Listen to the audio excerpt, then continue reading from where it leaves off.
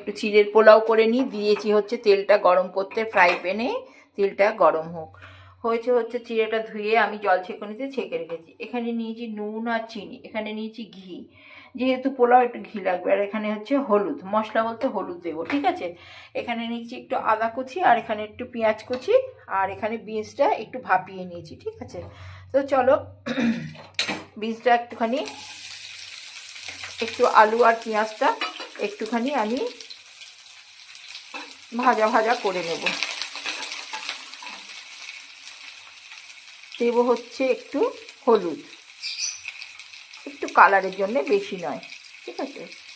দেব হচ্ছে একটু বিনসটা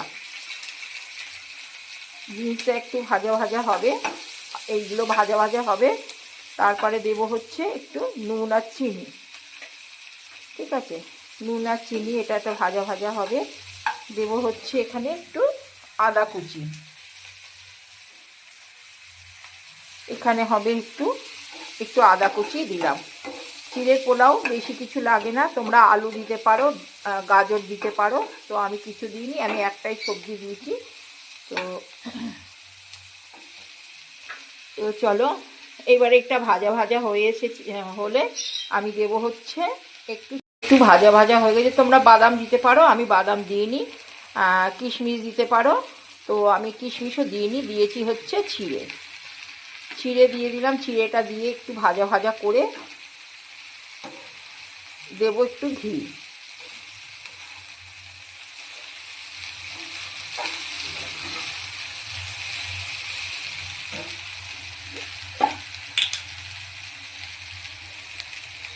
আমি তেল কিন্তু কম দিয়েছি, আমি একটু দিলাম ঘি। তোমরা ঘি যদি না খাও, যদি অনেকের নিষেধ থাকে, তো খেতে ভালো লাগে না, তো তাদের ঘি দিও না। এটাকে ভালো করে নাড়িয়ে চাড়িয়ে আমি একটা ভাজা ভাজা করে নিয়ে নেব। তো চলো বন্ধুরা, এটা মোটামুটি ভাজা হয়ে গেছে। এইবারে হচ্ছে একটু ভাজলে চিড়ের যে একটুখানি অন্যরকম কালার চেঞ্জ হয়ে যাবে, তখন কিন্তু আমি এটাকে নামিয়ে নেব, ঠিক আছে। এটার সঙ্গে তোমরা একটু স্যালাড নিয়ে নিলে একদম দুপুরের খাওয়া পরিপূর্ণ হয়ে যাবে, ঠিক আছে। আমরা সব সময়ের জন্য ভাতটা একদমই খাই না, ঠিক আছে। ভাতটা সব সময় আমরা খাই না, তো আমরা এরকম চিড়ের পোলাও, সুজির পোলাও, ঠিক আছে, শ্যামা চালের পোলাও। তো যাই হোক, এটা হয়ে গেছে। এটা এবারে আমি ঢেকে দেব, আমাদের খাওয়ার দেরি আছে।